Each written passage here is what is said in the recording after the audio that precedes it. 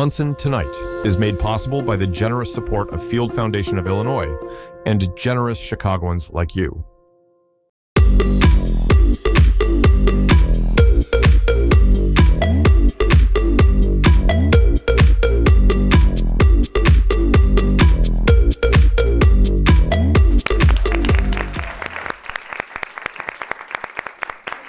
Hello and good evening. Welcome to Munson Tonight, where politics makes sense. My name is Ashley Munson, and I'm your host. As always, we have my Chief of Staff, Justin James, and the wonderful No Name Band. Let's clap for them.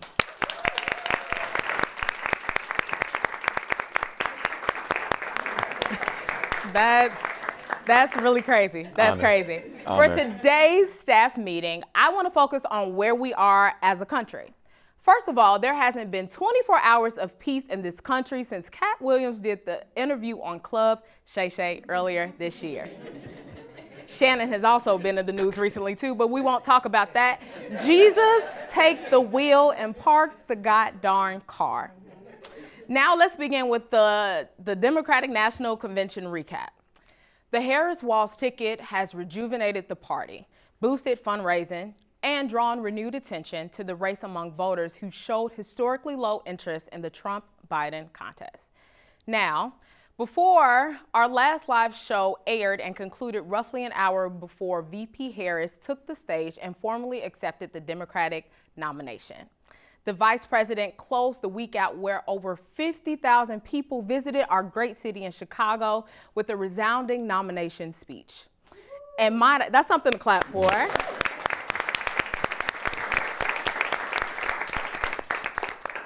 And might I add, very different than the 1968 doomsday some promised it would be in Chicago without any major incidents. Give yourselves a round of applause, Chicago.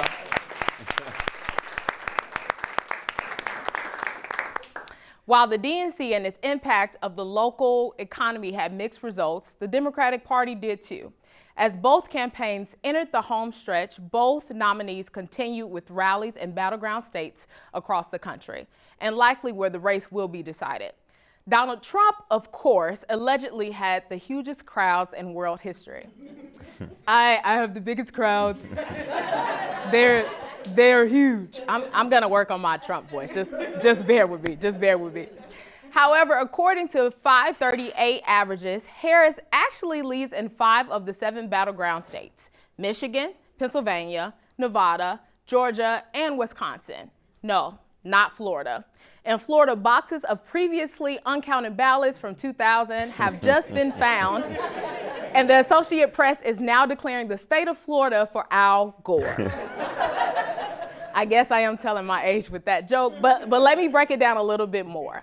Now, just like any penis, Florida is very complicated. We should just cut that state adrift and let it crash into Cuba, and as always, I am sorry, Mom, for that joke. In any event, this remains a very close presidential race, and some say Kamala Harris is in a much better position than Joe Biden was for the most of 2024. Now, if Kamala wins, we will also have our first gentleman, but I like the record to reflect that I also have my first gentleman, Justin James, my Chief of Staff. Let's clap for Justin. I would love to serve. Can I have a sign like Doug? You can have whatever you want, and we can get you a portrait. Yeah. A portrait. Okay. In Can TV Studios. Okay. That'd be great. Yes. The DNC also showed what happens when you mess around and find out with the Obamas. Michelle Obama no longer goes high when they go low, she goes to hell. Bill Clinton even said, "I did not have sexual relations with that woman, but vote for Kamala." We gotta work on that accent. However, one thing that Democrats weren't able to do is get Beyonce to the DNC. Beyonce was too busy preparing for the launch of her new whiskey for us old-fashioned lovers. Cheers. Yes, that means you, Ricky. Now I must admit, I was one of those people to ask, where's Waldo, before Kamala announced running for president. But now, the real question is, where is President Biden? Last time we saw Joe, he was on the beach with Jill living his best relaxed life. I mean, Joe is, if I put my 2 weeks in, was a person. By the way, he quit his job on a Sunday, and quitting your job on a Sunday is wild. Speaking of where's Waldo, I think a more important question is, where's Melania? Her porn videos are even deleted. Please don't ask me how I know. I'll plead the fifth. To combat the Harris Walz momentum, Republicans are trotting out their major endorsements. For example, Jack Osborne, sperm cell of Ozzy Osbourne, says he's now voting for Trump after the former president's reaction to an assassination attempt. Remember Roseanne? Yeah, well, Roseanne Barr, now the host of Fox Nation's Cancel This, who, by the way, lost her job on the reboot of an ABC sitcom for a racist tweet, is now endorsing Trump. Other notable names endorsing Trump: Tesla CEO Elon Musk, which is Trump's tampon, UFC President Dana White, and even Hulk Hogan, who announced while joking to the RNC crowd about body slamming Kamala Harris and questioning her racial identity. Sounds like the Republican Party is trying to convince everyone that they aren't that racist, just a little racist. You know, like I have black friends racist, that type of racist. Now, the Democrats have a slew of supporters too, right? Jamie Lee Curtis, Stevie Wonder. I will not make a joke about Stevie. Ben Stiller, Oprah, and even Meg the Stallion. Even establishment GOP, including former Vice President Dick Cheney, along with his daughter, former Congresswoman Liz Cheney, are now supporting Kamala. Talk about the turn of the century. If only George Bush would endorse Kamala, but he's probably too busy picking out Skittles for his best friend, Michelle Obama. First presidential debate between VP Kamala Harris and former President Trump was watched by an estimated 67.1 million people, which is a sharp increase from the June debate that eventually led to President Joe Biden dropping out of the race. The debate itself featured a number, y'all, of storylines. This was Trump's first debate following the attempt on his life, I guess. Also, the hindrance of age was more than likely to hurt Trump because he's the oldest in the race, right? So how would he react at the debate? Well, VP Harris spent weeks doing mock debates, believing that this was an opportunity to define herself as a presidential candidate to independent voters who are still unsure about her vision for our country. To prepare, she even had one of the senior advisors dress up and act as Trump during the process, with the oversized blue suit and an overly long tie included. This is my Trump voice. America loves me. I'm the best candidate and have the biggest crowds. The biggest. I mean, Jesus only led a crowd of 4,000, and my last rally had 10,000. Don't get me wrong. Jesus was a good man, a great man even. I read his biography, but I had 10,000 at my rally. Thank you so much. VP Kamala should have had me help her with her debate prep. Trump, on the other hand, settled for so-called policy sessions. You know what they say, policy sessions make perfect. Nobody says that. And according to Trump, that's just what he was, perfect. He posted on his social media platform, Truth Social, that this was my best debate ever, especially since it was 3-on-1. He then went on to spew random numbers from unscientific polls that suggested that the American public also believes he beat Harris. Now he refuses to have any more debates with VP Harris. Trump was all over the place with his concepts of a plan, and he was easily baited into rambling by Harris, who appeared to be as confused as we were by his wild claims. After ranting about crowd sizes again, Trump made a left turn towards Cuckooville by claiming that immigrants are stealing and then eating small pets in Springfield, Ohio.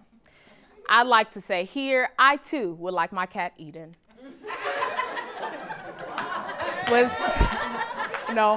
that not okay?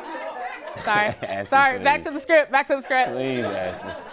Fact-checking by the moderators stated that city officials in Springfield confirmed that there were no credible reports of pets being taken and eaten as food. Sorry, Mom, for the joke before. Still, Trump went on about other wild claims. He claimed that some states are allowing abortions after birth. Sir, if you kill a baby after birth, that is murder. And by the way, thanks to Trump's gun-loving extremists, you don't even have to go to a medical facility for an abortion after birth. You can just send your kid to a public school. Ooh. Voters who watched the debate also left with improved views of Harris, compared with her impressions pre-debate, while few changed their actual opinions of Trump overall. Switching gears a little bit here, we do have breaking news today. Reporters have discovered code switching. Yeah, they act like Christopher Columbus that really didn't discover anything. Vice President Kamala Harris was mocked over a sudden Southern accent at an Atlanta rally. Watching MAGA extremists melt down at how Kamala speaks when she's in front of a room full of black people is peak entertainment. Just goes to show you how some don't have the cultural competence about black people yet and have yet to understand why we have to use code switching to survive in this country and have been doing it for centuries. They don't know that code switching is something that we do to keep our black jobs. Right, Trump? And hey, black folks aren't the only folks who use code switching, because every time former Governor Ronner had the chance to speak with black voters, he dropped the G. Google it. Google it. It's a real thing. We've got a great show ahead tonight with special guests Tonika Lewis Johnson and Alderman Will Hall. Are you guys ready for the show? We'll be right back after this.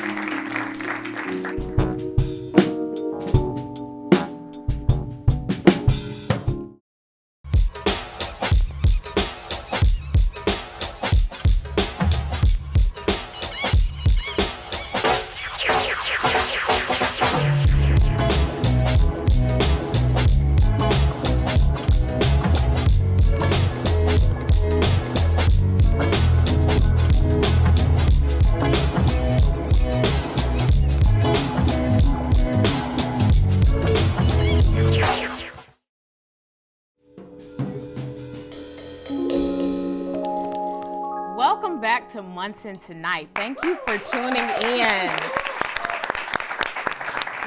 We have a packed show ahead, but I want to acknowledge the band. Rob, did we ever come up with a name? I think some of the members went to find it. Okay, that works. That works. Well, when they get back for the next show, we'll definitely ask them. We'll definitely ask them. Our first guest is a Chicago native hailing from the south side of Chicago, which is probably the best side. Best side. Maybe so. Englewood's neighborhood is and Tony, let's clap for that. She is a multifaceted artist and photographer, founder of the Folded Map Project, and co-founder of both the Englewood Arts Collective and Resident Association of Greater Englewood, also known as RAGE. She actively challenges and reshapes the narrative surrounding Southside communities. Let's give the warmest welcome to Tonika Johnson. Thank you. How are you? I'm good, and you did good describing whatever it is I am. I think I wanted to go with Southside Wonder Woman, but this breaks it down in a way that people can understand it a little bit better. Yeah. Well, first I want to say thank you for coming on the show, and also I want to give you your flowers. I've been following your work for about maybe 2 years. I forgot how we got introduced. It might have been Dilla telling me about your work, but shout out to you for being a black woman from the South Side. The South Side is the best side, y'all, in real life. I grew up in Beverly, but I now have a house in Morgan Park, so I'm far south. It's still a part of the city. People like to cut us off, but still a part of the city for those wondering. But thank you for coming on the show. I want to do a high-level overview of who you are and how you got started in your work. Okay. Well, since we do have an audience here, and I'm an artist, I would like to ask them, just raise your hand if you have heard of this weird little project called Folded Map. Oh, okay, cool. So there are some people who haven't. So I pretty much gained public recognition for the Folded Map Project. It started in 2018. It was just an art exhibit at Loyola University Museum of Art. But what it is, it's a multimedia project that investigates and visualizes Chicago's segregation using our grid map, because a lot of people don't know, especially the younger generations, don't know that Chicago is on a reticular grid, which means that we have addresses that are similar on the north side that are the same on the south side, coordinates. But what is so interesting is our segregation. So even though some of the streets are the same addresses, 15 miles apart, they're racially and economically different. And so Folded Map, I photographed homes that were in Inglewood and in the sister neighborhoods on the north side, as well as brought those residents together to have a conversation. So an example is 6700 North Ashland resident met 6700 South Ashland resident. And I call those people map twins. And so the exhibit showcased the portraits of the map twins, their homes, a big, huge Chicago map for people to kind of understand the history of segregation, but more importantly, how it impacts all of us personally. And in our everyday lives in ways that we don't necessarily think of, but more importantly, the relationships that aren't built because of it. That is super important to not only the city of Chicago, but Black people as a whole. I want to talk a little bit about segregation from your perspective, right? We talk about, I mean, you have some people of the lighter hue who will say racism, segregation, and all those things either didn't happen and it's not present today. Talk about the importance of your work and how that ties into how Black people have been traditionally affected in Chicago. Yeah, so Folded Map was really important for me to do because not only did it show just the physical difference of homes that are essentially the same, because in Chicago we have amazing architecture. A lot of the home types are similar regardless where you live, but the quality of care, the ability to take care of them, and also the infrastructure of the neighborhoods is really impacted by segregation. And so I wanted to demonstrate that, you know, the difference that we see isn't because of gun violence, which a lot of people like to just blame, but that's not the case. It's the history of segregation. And so I wanted to visualize that, as well as bring people together to have conversations so we can truly understand that segregation worked. And so even though people are uncomfortable with even saying the word white, Black, Latino, we have to get used to saying those words to start having the conversations so we can understand, one, how to listen, how to be corrected, but more importantly, to know that segregation worked. So for me, it's important for people to understand that because it worked and we do live so separated from each other and rarely get to socially interact, that it shouldn't be surprising. As difficult as it feels, it should not be surprising that people don't quite understand how segregation has negatively impacted Black people in general, but certain neighborhoods, but also how it is not necessarily top of mind for white people in over-resourced neighborhoods. Because when you have everything that you need in a neighborhood, sometimes you can just be in a bubble. So for me, it is important to create work that offers the opportunity to have that kind of transparent conversation so we can understand where each other are coming from. Because that's the only way you can think about solutions, is when you know how early some of this programming starts. And for the white people who participated in Folded Map, through the conversations, they were able to reveal, you know, it starts very early for them. The anti-Blackness that they get trained to believe, the same stereotypes that we are forced to believe about ourselves and our neighborhoods, they're also programmed to believe, and oftentimes they don't get to confront that until they become adults. And so Folded Map and all of my other projects provide a space for people to at least use that as a reference to have these difficult conversations. I love how you bring up conversations are part of the solution. Yes. And for the last question I want to ask you, conversation is definitely important to have as we navigate through this, especially this climate. But like, in your opinion, when you do your work, what is something you can say, oh, I've completed my task, or I've done what I was created to do? So I've been creating a body of work. Folded Map was one project. Another project was Belonging and Equity for Sale. And now Unblocked Inglewood, where I'm helping older homeowners on a block in Inglewood that are descendants of people who were sold their homes on a racist, predatory land sale contract, and were not homeowners. And I'm helping them get home repairs. So all of those projects allow me the opportunity to be able to show people how we're all impacted. A lot of people think, oh, just Black neighborhoods are segregated. No, we're all segregated, and giving people the opportunity to know that it's the small things that you can do to disrupt segregation that will lead to a larger, bigger movement. And so just helping people know that if you're not into protesting, and you should be into voting.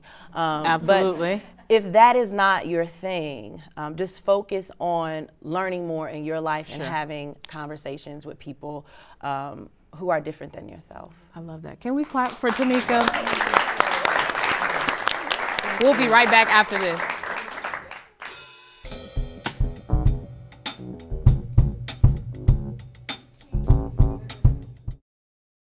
On the next Chicago Newsroom 2.0, psychologists Candace Norcott and Neka Onyezie and teacher Emily Johansson join me at the roundtable to discuss the stress and anxiety so many of us are experiencing during this especially vitriolic election season. Join the conversation on CAN-TV Cable Channel 19 or stream live on cantv.org or on the CAN-TV Plus app. Experience the power of community television.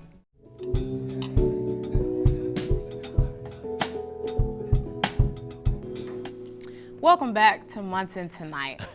Our last guest of the evening is a native and alderman of the 6th Ward and senior pastor of St. James Community Church. Please welcome my friend, Alderman Will Hall.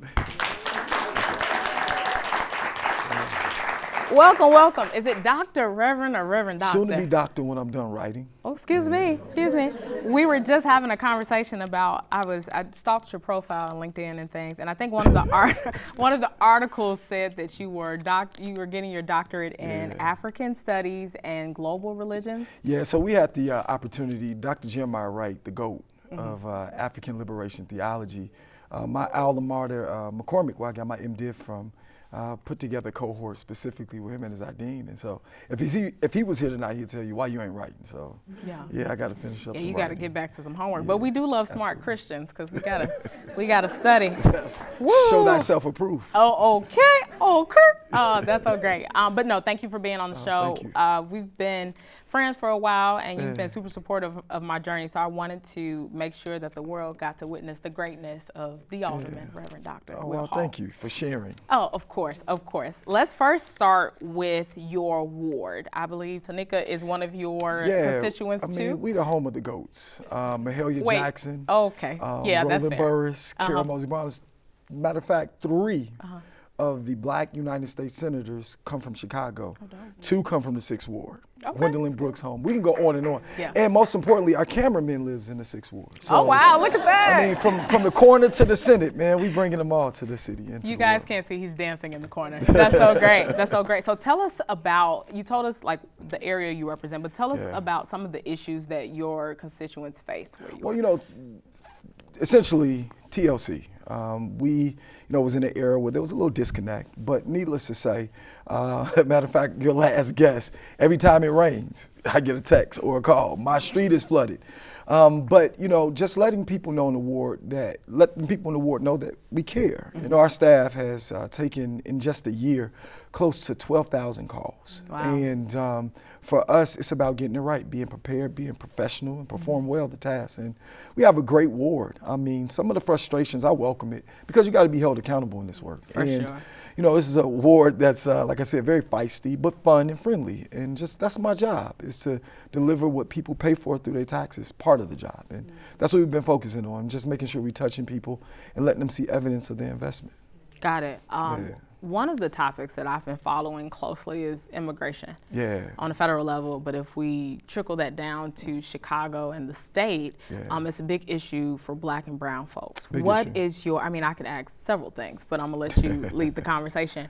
What are your thoughts about the narratives of migrants taking over cities? Because a lot of that is false, right? A lot of that is Republican talking points to stir hate and to create a narrative that is not beneficial for people that look like us. But from your perspective, what's one thing in Chicago that should be addressed with immigration? Yeah, well, first of all, the Trump disciples started all this. And the Trump disciples clogged Trump up the disciples, that's interesting. Yeah, for sure. Okay. Because they're listening to their savior, Trump. And he thought that he could save America with the failed election. And he's going to fail again. But in that fight, clap that up. Hopefully. Hopefully. in that fight of gridlock at the border, it trickled down to the city. You go federal, you go state. We are open state. We are a sanctuary state. And what that literally means is that the feds cannot come in and just go through files and grabbing people who are in the naturalization process, and that police officers are not ICE agents. That's what that means. And that goes back almost close to 40 years because Chicago has always been the city of the traveler. And, you know, John Baptiste Point du Sable, a black man, traveled through the river and made this his home. So we're the city of friendly neighbors. But what's unfriendly is the fact that when we look at organizations that gave away 6-month leases, not the city, right? We didn't pay for nobody to live in no houses. We paid for a cot, 3 meals, and living in a warehouse so that people can get 6 months to figure out their life. If we didn't do that, people would have been everywhere. And so, you know, this mayor moved people out of police stations. 6th Ward was one of the first to get, you know, migrants moved from the police station to these shelters. And then we had the disruption and instability in neighborhoods where Catholic Charities was getting money from the state, from the government, and giving out leases and nobody knew. So our office is getting calls about 30 people living in a 2-bedroom apartment. And, you know, the destabilization was partly because, again, there was no system in place. And, you know, people don't understand, a lot of migrants left Chicago. It was a cold winter, and it's a cold, cold city. If you can make it in Chicago, you can make it anywhere. But it's hard to make it when you don't have no food, language barrier issues, housing issues, no visa to work, and the exploitation. And so right now, what we're witnessing is just the concern of black folks. We number 2. Article just came out yesterday that, you know, others are taking over wards in majority through race identification. And so you have 15 wards now that have been identified as the majority being Latino. And so when you look at the fact that only there are 20 black aldermen, 15 majority. So it's this tension in Chicago. And I get it, black folks ain't waiting no more, right? We got a black mayor, we got a black first lady, three children. They represent everything we dreamt of. And so the concern of making sure that we're not putting the black in the line is where black folks was just very upset and concerned about. 600 million, where is that going? And you know, what people are not saying is how many black people ate good. The vendors, the procurement that went to small black businesses that wouldn't have gotten an opportunity to, you know, pay their bills and, you know, balance their budget. So it was confusion, right? Because nobody planned this. So in city council is made up of progressives, moderates, confused. A variety of different people. And if you read some articles, honestly, it talks about how city council is dysfunctional, or you got people on Twitter saying crazy stuff and it's not in alignment with city council. How are you all working internally to, 1, portray that you guys are actually doing the work, because that can be questionable, and 2, what are y'all actually doing? Well, you know, I don't know what 49 other people are doing. I'm responsible for 6. And, you know, we try to find common interests, no permanent friends, no permanent enemies. But one thing we will never disagree on is that we all want Chicago to be better. And so when we find issues that we can work together on, we do it. But the ones we disagree on, we just don't, you know, we don't see eye to eye, but we're not divided. We're just a little disconnected. That sounds such like a preacher politician answer. You did that so beautifully. That was very Oprah-like that you gave me. I see what you did there. I see what you did there.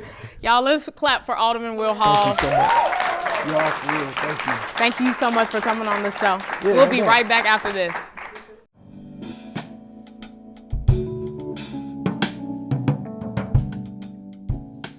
Hey guys, thank you guys for being here this evening. We've reached the end of the show, and this show only matters because you do. And I want to thank everyone who took place in making this happen tonight. Before I give all the thanks, I want to give a shout out to my chief of staff who has a birthday, and we're going to sing happy birthday to him. Come on. Come on. No, you didn't. Come on. No, you didn't. 1, 2, No. 3. Happy birthday to you. Happy birthday to you. He's embarrassed. Happy birthday, dear. Yes. Justin, Chief of Staff. 53rd birthday. Happy birthday to you. Thank you. I'm gonna throw this cake right now. Sit the cake here. You want to make a wish before we log off for the day? I can't say the wish online. I mean, well, you got to say it internally so it'll come true. Yeah, it may not. Woo!